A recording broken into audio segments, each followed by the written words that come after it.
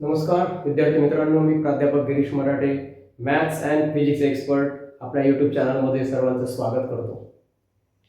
मित्रांनो, आपल्या या यूट्यूब चॅनलमध्ये इयत्ता 12वी मॅथमॅटिक्स फर्स्ट या पहिल्या चॅप्टरचे सुरुवातीचे जे टॉपिक आहेत त्याच्यावर आधारित आपण 3 व्हिडिओच्या माध्यमातून तुम्हाला संपूर्ण कन्सेप्ट देण्याचा प्रयत्न केलेला आहे. या चॅप्टरमध्ये ज्या उर्वरित कन्सेप्ट्स आहेत त्या मात्र स्विचिंग सर्किट्स आहेत. Switching circuits means application of logic in the switching circuits. Switching circuits तुम्हाला फिजिक्समध्ये सुद्धा पाहायला मिळतील. तर हा अतिशय महत्त्वाचा टॉपिक आहे. का? बोर्ड परीक्षेमध्ये स्विचिंग सर्किटवर कमीत कमी एक प्रश्न असतोच आणि नाही समजून घेतला तर तो कठीण वाटतो. मित्रांनो, कुठलीही गोष्ट जर तुम्ही समजून घेतली, कशा प्रकारे ती कन्सेप्ट आपण समजून घेतली त्याला सुद्धा महत्त्व आहे आणि किती लक्षात ठेवली आणि रिव्हिजन किती प्रमाणात तुम्ही करत आहात. जर चांगली समजून घेतली तर रिव्हिजनला कमी वेळ लागत असतो. चला तर मग आज आपण स्विचिंग सर्किट्स जाणून घेऊया. सर्वात प्रथम या ठिकाणी पहा, जे स्विच तुमच्या समोर काढलेलं आहे हे तुम्हाला दिसतंय की समजा या ठिकाणी लेफ्ट साइडला ए पॉइंट आहे आणि बी साइडला, तर ए आणि बी यांच्यामध्ये तुम्हाला गॅप दिसतोय, म्हणजे कनेक्शन त्या ठिकाणी पूर्ण झालेलं नाही आहे. मित्रांनो, म्हणजे हे आहे ओपन स्विच. आणि आपल्या दुसऱ्या भाषेमध्ये याला म्हणू शकतो की त्या ठिकाणी हे ऑफ आहे, स्विच ऑफ आहे. मित्रांनो, स्विच ऑफ म्हणजे करंट वाहत नाही आहे. Current is not flowing from A to B. Now, suppose this is P and the switch is here. Look here. The current is flowing from the P point to Q. You can show the arrow. इथं तुम्ही arrow दाबू शकता. मित्रांनो, open switch मध्ये current त्या ठिकाणी pass होत नाही. Close switch. Close switch means current is flowing from the point P to the point Q. म्हणजेच क्लोज स्विच म्हणजे त्या ठिकाणी ऑन असा आपण म्हणू शकतो आणि ओपन स्विच म्हणजे ऑफ. लक्षात घ्या, current is not flowing through the open switch, current is flowing through the close switch. हा अतिशय महत्त्वाचा मुद्दा आहे सुरुवातीचा. हे जे स्विचेस या ठिकाणी आपण चर्चा करत आहोत हे टॅप स्विच आहेत. टॅप स्विच ज्याप्रमाणे आपल्या घरी बोर्डमध्ये असतात, आपण स्विच ऑन केला का टॅप असं होतं, तर त्या प्रकारचे टॅप स्विच आहेत. आणखी दुसऱ्या प्रकारचे स्विचेस असतात. मित्रांनो बघा, या ठिकाणी 2 स्विचेस आपण दाखवत आहोत. बघा, ओपन स्विच प्लग प्रकारचा स्विच आहे. वरचं जे स्विच आहे ते टॅप की असं म्हटलं जातं त्याला, टॅप की. आणि हे जे आहे प्लग की प्रकारातलं ओपन स्विच. आणि हे आहे क्लोज स्विच. क्लोज स्विच असेल तर त्याला आपण म्हणूया ऑन, ओपन स्विच असेल तर आपण त्याला म्हणूया ऑफ. मित्रांनो, टॅप आणि प्लग लक्षात ठेवा, दोन्ही प्रकारचे स्विचेस संदर्भातली माहिती तुम्हाला असणं गरजेचं आहे. फक्त मॅथच नाही तर फिजिक्स मध्ये सुद्धा त्याचा तुम्हाला उपयोग होऊ शकतो. लक्षात ठेवा. पहिला टॉपिक आपण या ठिकाणी समजवण्याचा प्रयत्न केलेला आहे. तुम्ही लक्ष द्या, पुन्हा पुन्हा पहा. Open switch, close switch on, इकडे पुन्हा ओपन स्विच ऑफ. 2 प्रकारचे स्विचेस आहेत, टॅप की आणि प्लग की. ठीक आहे. अशा प्रकारे आपण स्विचेस संदर्भातली माहिती घेतली. परंतु हे जे स्विचेस असतात यांचा आणखीन एक आपण या ठिकाणी पाहणार आहोत, switches in series and switches in parallel. Switches in series. आणि मग दुसऱ्या टॉपिक मध्ये आपण त्या ठिकाणी स्विचेस इन पॅरलल. पहा, स्विचेस इन सिरीज मध्ये असेल तर आपण डायग्राम अशा प्रकारे काढू शकतो. दिस इज अ स्विच S1 आणि पुन्हा एक स्विच काढलं मित्रांनो, तर ते स्विच आहे S2. आपण याला या ठिकाणी सेल जोडू शकतो मित्रांनो, आणि मग बल्ब सुद्धा लावू शकतो. जर आपल्याला आणखीन जास्त त्या ठिकाणी फिगर काढायची असेल तर त्याला L फॉर लॅम्प असं लिहू शकतो.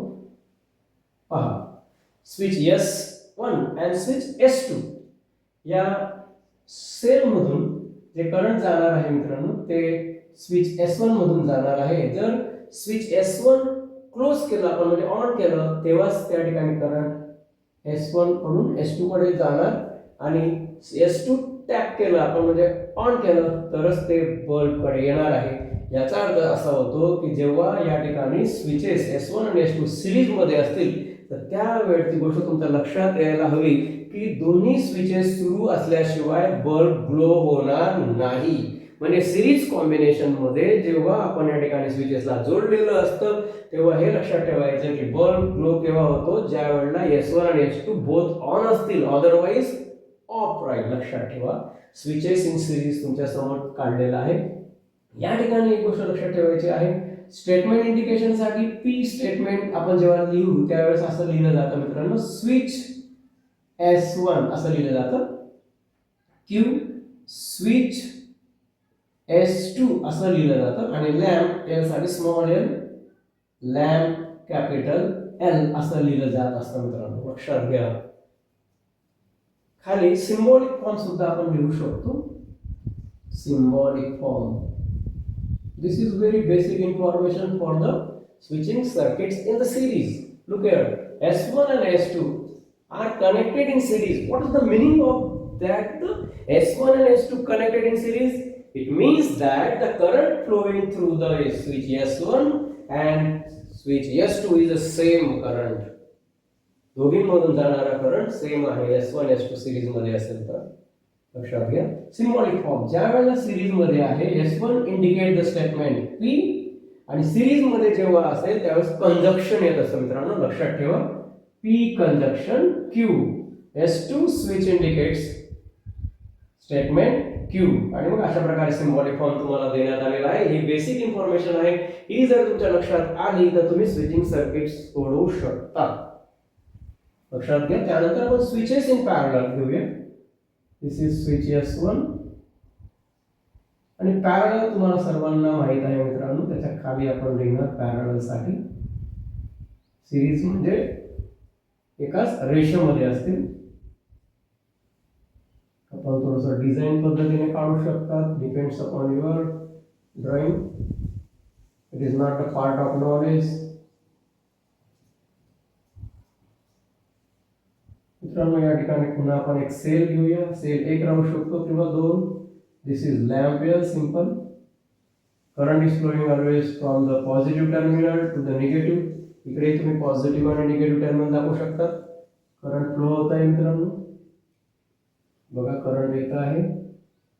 करंट S1 मधून जात आहे, आणि करंट S2 मधून सुद्धा. एकाच वेळेला सेल मधून जाणारा करंट स्विच S1 कडेही जाणार आहे आणि स्विच S2 कडेही जाणार आहे, आणि जॉमेट्रीच्या नियमानुसार ते पॅरलल दिसतंय तुम्हाला, म्हणून त्याला पॅरलल कॉम्बिनेशन म्हणत असतो मित्रांनो. Switch S1 indicates statement P. P indicates switch S1. जुन्या सिलेबस मध्ये पूर्वी स्विच S1 इज क्लोज असं म्हटलं जायचं, पण त्या ठिकाणी नंतर थोडा बदल करण्यात आला, कारण ते क्लोज नसतं, आणि आपण इथं क्लोज दिलं तर मग चुकीचं ठरेल, म्हणून नंतरच्या काळात दुरुस्ती करण्यात आलेली आहे पुस्तकात. Q is a statement who indicate the switch S2. Similarly, हे बदल होत नाही. Lamp L, lamp L. ठीक आहे. Symbolic form. सिंबॉलिक फॉर्म मित्रांनो, बघा सिंबॉलिक फॉर्म. S1 आणि S2 ज्या वेळेला सिरीज मध्ये असेल तेव्हा सिंबॉलिक फॉर्म आहे लॉजिकलचं. P conjunction Q, focus it. Parallel असेल त्यावेळेला विचार करा, जर करंट S1 मधून गेलं आणि S1 ऑन आहे, म्हणजे S1 क्लोज असा आपण म्हणू, म्हणजे करंट त्या ठिकाणी वाहत आहे, आणि मग ते लॅम्प L पर्यंत येईल. लॅम्प सुरू होईल मित्रांनो.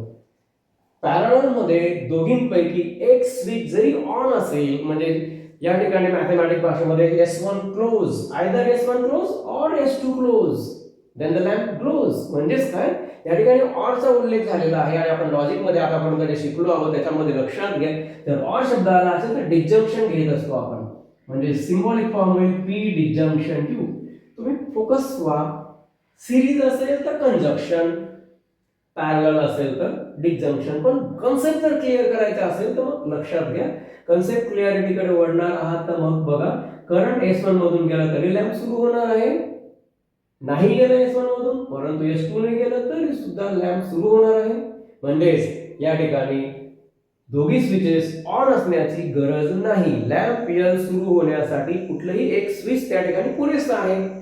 म्हणून त्या ठिकाणी ऑर शब्द आलेला आहे, डिस्जंक्शन आलेला आहे मित्रांनो सिंबॉलिक फॉर्म मध्ये, आणि सिरीज मध्ये मात्र कंजक्शन आलेला आहे. दोन्ही स्विचेस ऑन असल्याशिवाय म्हणजे मॅथमॅटिकल भाषेमध्ये क्लोज असल्याशिवाय करंट त्या ठिकाणी फ्लो होणार नाही, आणि जर करंट फ्लो होणार नाही तर लॅम्प ग्लो होणार नाही. लक्षात ठेवा मित्रांनो, फार सोपं आहे. Compare the series and parallel, look at the symbolic form, it's very easy. ठीक आहे. स्विचेस संदर्भातली ही सुरुवातीची माहिती अत्यंत महत्त्वाची आहे. ती माहिती तुमच्याकडे असल्याशिवाय तुम्ही मोठे स्विचिंग सर्किट्स सोडवू शकत नाही.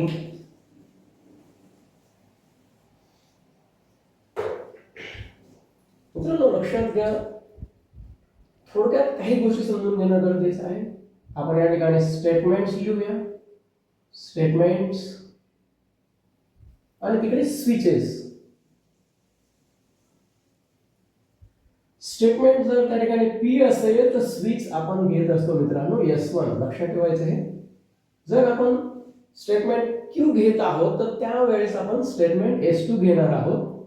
स्टेटमेंट R साठी S3, स्टेटमेंट S साठी look here S, but here is S4. You can take any other statements P, Q, R, S, but for the first statement the switch is S1, for the second statement the switch is S2, for the third one S3, for the fourth one S4. You can take A, B, C, कुठलाही alphabet use करू शकता, पण most of आतापर्यंत जास्तीत जास्त P, Q, R, S त्या ठिकाणी use करतात. सोपं असतं समजायला. आणि स्विचेस साठी S1, S2, S3. मित्रांनो काही ठिकाणी तुम्ही असं बघितलं असेल, निगेशन, या चॅप्टरमध्ये negation P, negation Q, negation R आणि शेवटी निगेशन S. त्या ठिकाणी स्विचेस कसं इंडिकेट करायचं फार सोपं आहे. निगेशनला दाखवा, after you cover the negation what you see there P साठी कुठला स्टेटमेंट आहे S1, परंतु निगेशन आहे का, हो निगेशन आहे म्हणून त्या ठिकाणी S1 साठी डॅश वापरा. So what is the indication for the negation P statement, that is the S1 dash. Dash आल्यावर निगेशन इंडिकेट करतो. या ठिकाणी पुन्हा आपण कव्हर करूया, what is the statement Q कोण इंडिकेट करते S2, but negation is there, therefore you put the dash there. Again you cover it R indicates the S3, you write S3 but negation there, therefore S3 dash. And last one is there S4 dash. म्हणजे जेव्हा dash येईल तेव्हा तुम्ही लक्षात ठेवायचे की ते negation आहे. डॅश नसेल तर रेग्युलर स्टेटमेंट आहे. It's very easy. जर हे तुम्ही समजून घेतलं तर तुम्ही स्विचिंग सर्किट सोडवू शकतात. सर्किट तुम्हाला काढता येईल, सिंबॉलिक फॉर्म सुद्धा तुम्हाला बनवता येईल. मित्रांनो कन्सेप्ट क्लिअर केल्यावर कुठलीही गोष्ट तुम्हाला कठीण वाटणार नाही, म्हणून समजून घ्या, लक्षपूर्वक बघा. हा चार्ट त्या ठिकाणी तुम्ही लिहून ठेवा, स्क्रीनशॉट घ्या, अतिशय महत्त्वाचा आहे. थोड्या वेळापूर्वी आपण पाहिलं ते पुन्हा एकदा बघूया मित्रांनो. This is switch S1, another one switch S2. पहा बरं शॉर्ट मध्ये how they connected, they are connected in series, therefore symbolic form is very simple, P conjunction Q. दुसरं पहा, this is switch S1, this is switch S2. You have to join them, they are joined in parallel combination, therefore symbolic form is P disjunction Q. In short, I again explain the series combination and the parallel combination. It's very easy. Okay. So students, take the screenshot. I will erase it. Step by step, you are learning switching circuits.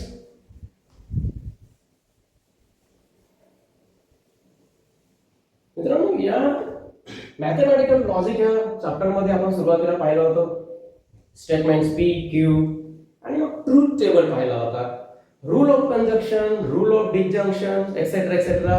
परंतु पुन्हा एकदा या ठिकाणी ज्याप्रमाणे switching table काढायचे आहेत तेच rule repeat होतील, परंतु टी ऐवजी तुम्ही यूज करणार आहात मित्रांनो 1 आणि एफ च्या शिवाय त्या ठिकाणी वापरायचे तुम्हाला 0. ही गोष्ट लक्षात ठेवायची आहे. म्हणजे ट्रूथ टेबल च्या ऐवजी इथं नाव असणार आहे switching table. T replaces 1 and F replaces 0. So now we will prepare the switching table. For example, I take P, Q, and again I take P disjunction Q. You can take P conjunction Q. मित्रांनो switching circuit मध्ये conjunction असतो आणि disjunction. Also negation is there, implication is not applicable. How many statements?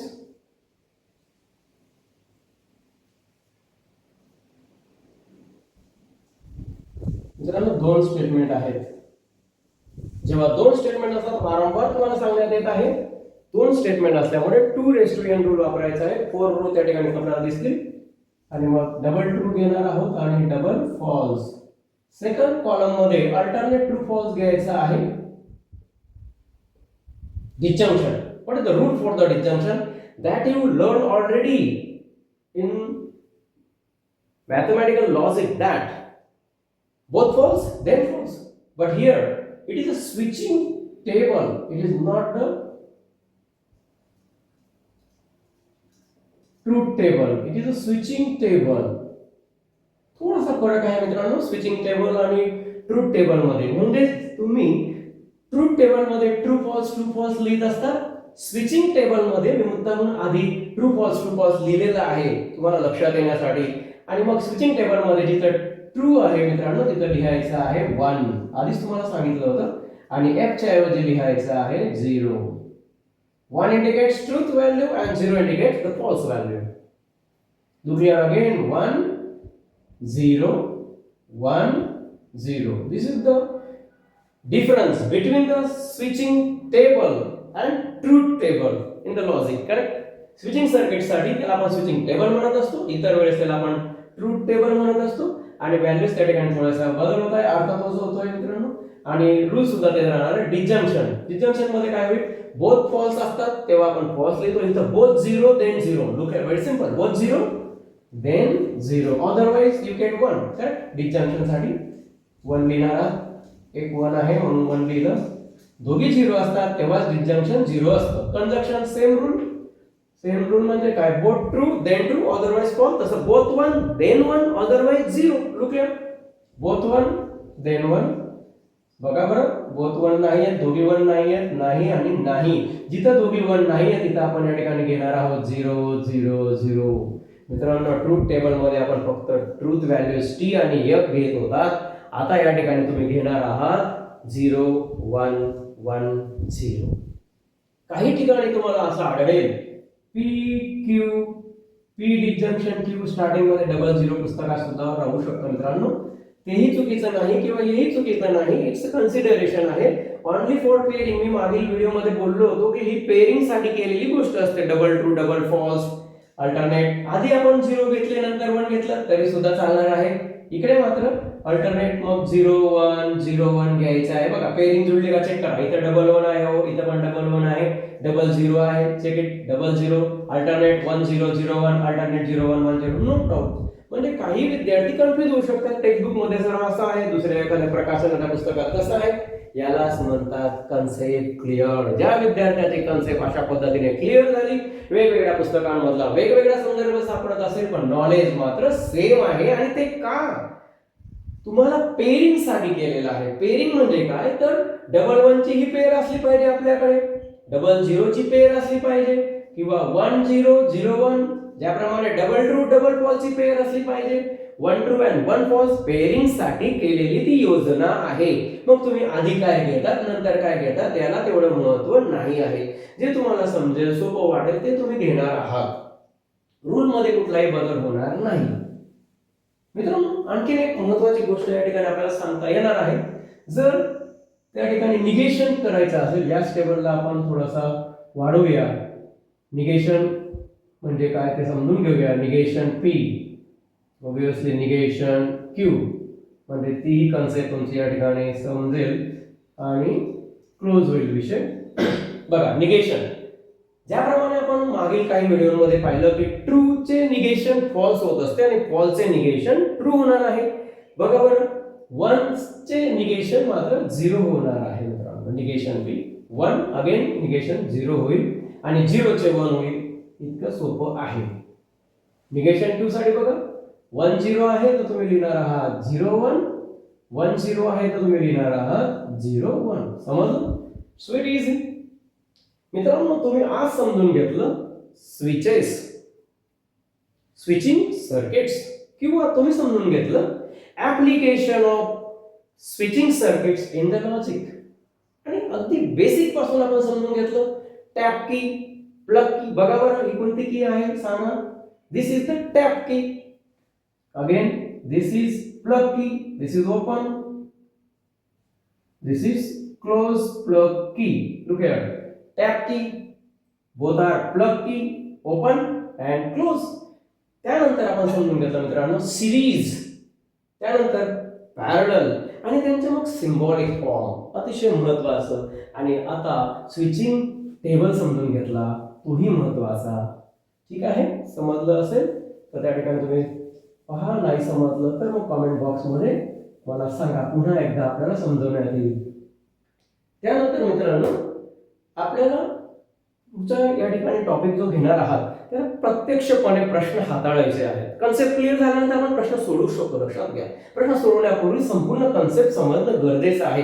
म्हणून मी वारंवार पुन्हा repeat करून तुम्हाला ही concept समजवलेली आहे, कारण फार महत्वाची आहे. ज्या अर्थी आपण याच्याकडे म्हणत असतो की बोर्ड एक्झाम मध्ये 8 गुण देऊ शकतो, तर त्यात या स्विचिंग सर्किटचा खूप मोठा वाटा आहे. काही वेळेस तुम्हाला 3 गुणांचा प्रश्न येईल, प्रश्न मोठा केला तर 4 गुणांचा सुद्धा येऊ शकतो. मित्रांनो, चला तर मग प्रश्न घेऊया.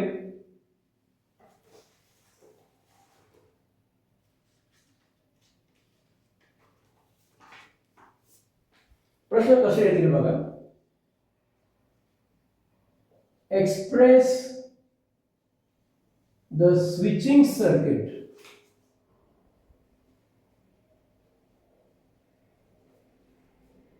in the symbolic form.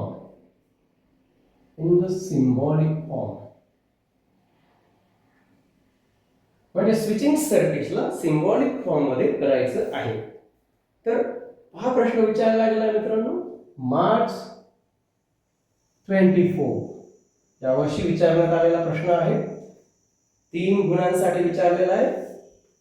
आपण त्या ठिकाणी स्ट्रक्चर काढूया. फार सोपा प्रश्न आहे. स्विचेस जसं दिलंय प्रश्नपत्रिकेत तसंच मी काढत आहे. S1 पॅरलल कॉम्बिनेशन दिसतंय आणि S2 त्याला पुढे सिरीज मध्ये जोडण्यात आलेला आहे. S1 dash. मित्रांनो, पुन्हा एकदा सांगतो, डॅश आला म्हणजे निगेशन. पुढे आहे S2 डॅश, डॅश आलं निगेशन समजायचं आहे. ठीक आहे, व्यवस्थित काढायचं आहे. या ठिकाणी एरो दाखवलेले असतात. सेल आहे, पॉझिटिव्ह निगेटिव्ह, आणि मग पुढे लॅम्प. जसा प्रश्न दिलेला आहे तसा आपण या ठिकाणी लिहून घेतलेला आहे ॲज इट इज.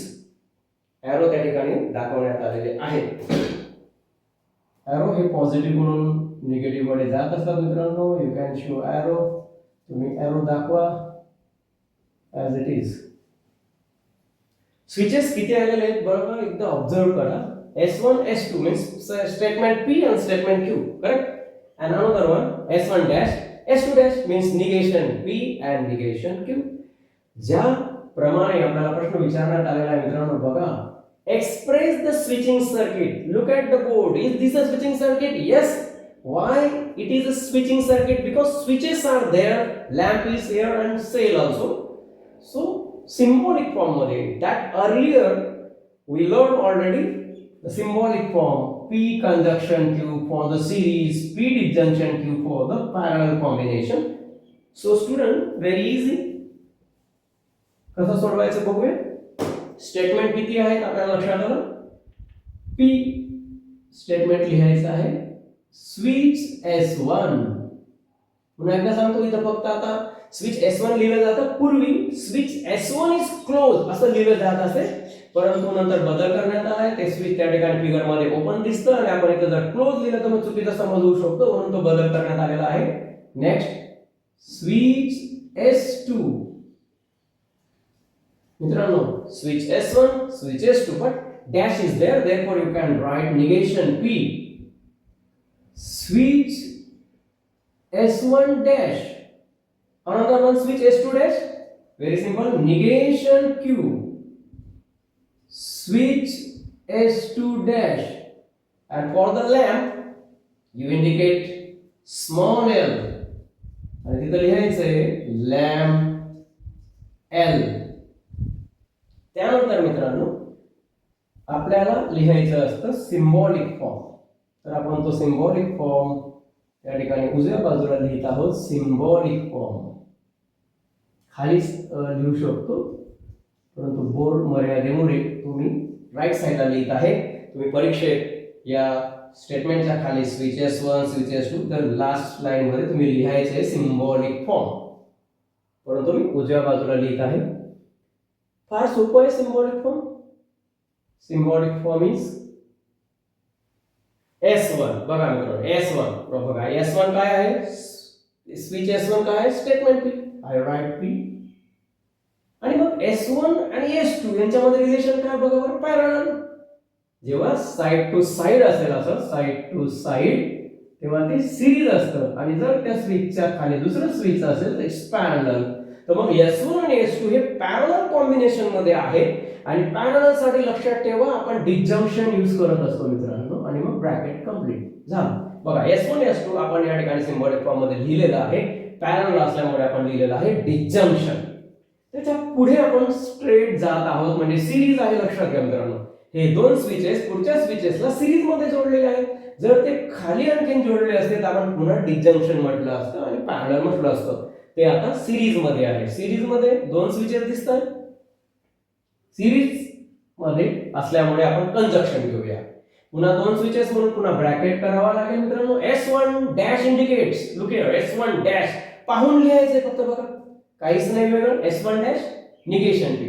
बऱ्याच विद्यार्थ्यांना वाटतं माझा पाठांतर होणार नाही, माझं लक्षात राहणार नाही. नाही मित्रांनो, फक्त तुम्ही कन्सेप्ट क्लिअर करा, लक्षपूर्वक बघा, समजून घ्या. तुम्हाला सोडवताना कुठेही बघायची गरज राहणार नाही, सगळं तिथंच दिलेलं असेल फिगर मध्ये. नेक्स्ट S2 डॅश, परंतु S1 डॅश आणि S2 डॅश हे सिरीज मध्ये आहेत मित्रांनो. सिरीज एका पाठोपाठ एक, वन आफ्टर अनदर, त्याला सिरीज म्हणतात. आणि सिरीज साठी आपण चिन्ह वापरत असतो. डिस्जंक्शन वापरायचं का सांगा बरं? नाही.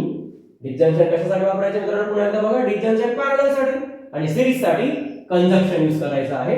S2 dash negation Q. समजा बघा, हे स्विचिंग सर्किट, तुम्हाला हे स्टेटमेंट लिहायचं आहे. हे फार सोपं आहे. आधीच आपण समजून घेतलंय P for switch S1, Q for switch S2, negation for dash, आणि मग सिम्बॉलिक फॉर्म तुमच्या समोर केलेला आहे. तर कन्सेप्ट तुमची क्लिअर झाली असेल तर अशा प्रकारचे स्विचिंग सर्किट्स तुम्ही नक्कीच सोडवू शकतात. यात कुठेही शंका नाही मित्रांनो. आणखीन काही आपण स्विचिंग सर्किट्स या ठिकाणी सॉल्व्ह करणारच आहोत. परंतु एक गोष्ट आणखीन लक्षात घ्या, परीक्षेत काय असतं, काही वेळेला ते सिम्बॉलिक फॉर्म देत असतात मित्रांनो. अशा प्रकारचा सिम्बॉलिक फॉर्म देतील आणि तुम्हाला स्विचिंग सर्किट स्वतः काढायचं असणार आहे. म्हणजे हे सगळं कसं लिहायचं आहे असं सर्किट तुम्हाला देणार नाही. ते फक्त सिम्बॉलिक फॉर्म देतील, तुम्ही स्वतः असं लिहिणार आहात. स्विच S1 S2 डॅश जे असेल ते आवश्यक, याच्यावरून समजेल काय काय लिहायचं आहे. आणि नंतर मग त्याच्यावरून तुम्हाला स्विचिंग सर्किट ड्रॉ करायचं आहे. तोही प्रश्न सिंपल असतो, सोपा असतो.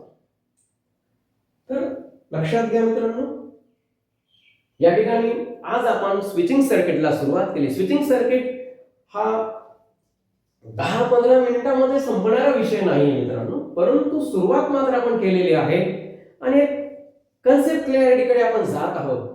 आणखीन काही प्रश्न याचे आपल्याला घ्यायचे आहेत. आणि मग संपूर्ण अंडरस्टँडिंग झाल्यानंतर शेवटी एक टॉपिक त्या ठिकाणी असणार आहे मित्रांनो, तो आहे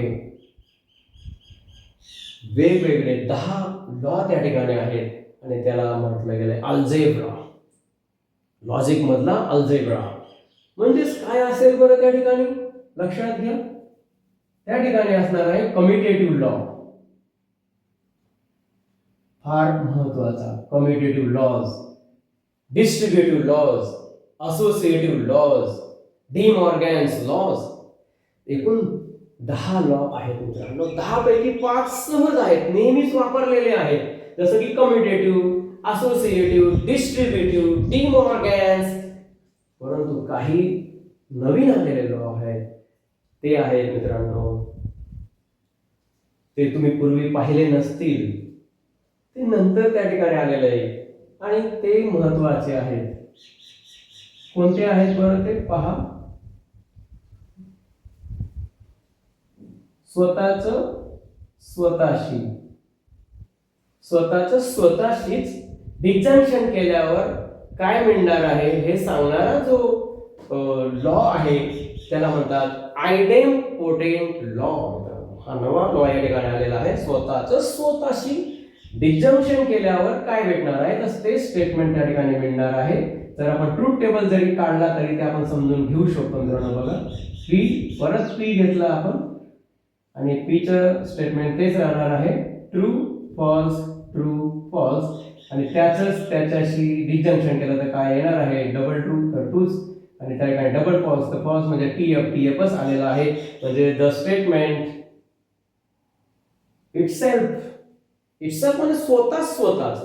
P disjunction P is statement itself आणि मग पी कंजक्शन पी मित्रांनो मात्र हे चेंज होणार आहे. इकडे पहा, पी कंजक्शन पी काय होईल ते बघा. ट्रूथ टेबलच्या माध्यमातून शॉर्ट अंडरस्टँडिंग कडे आपण वळत आहोत.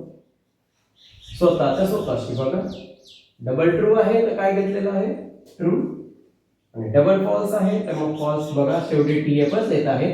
ज्या वेळेला पीच्याच व्हॅल्यू त्या ठिकाणी रिपीट होत आहेत म्हणजे तेच येणार आहे इज इक्वल टू पी. पहावं म्हणजेच काय तर याला आयडेम्पोटेंट लॉ म्हणतात.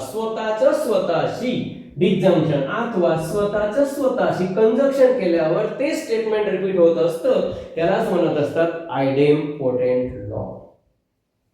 आणि अशाच प्रकारचे एकूण 10 लॉज तुम्हाला या ठिकाणी लॉजिक मध्ये समजून घ्यायचे आहेत मित्रांनो. पुढच्या व्हिडिओमध्ये भेटूया हे सगळे लॉ घेऊन आणि त्याचसोबत आणखीन काही स्विचिंग सर्किट्स आपल्यासाठी मी घेऊन येत आहे. ठीक आहे, तोपर्यंत थांबूया मित्रांनो. धन्यवाद.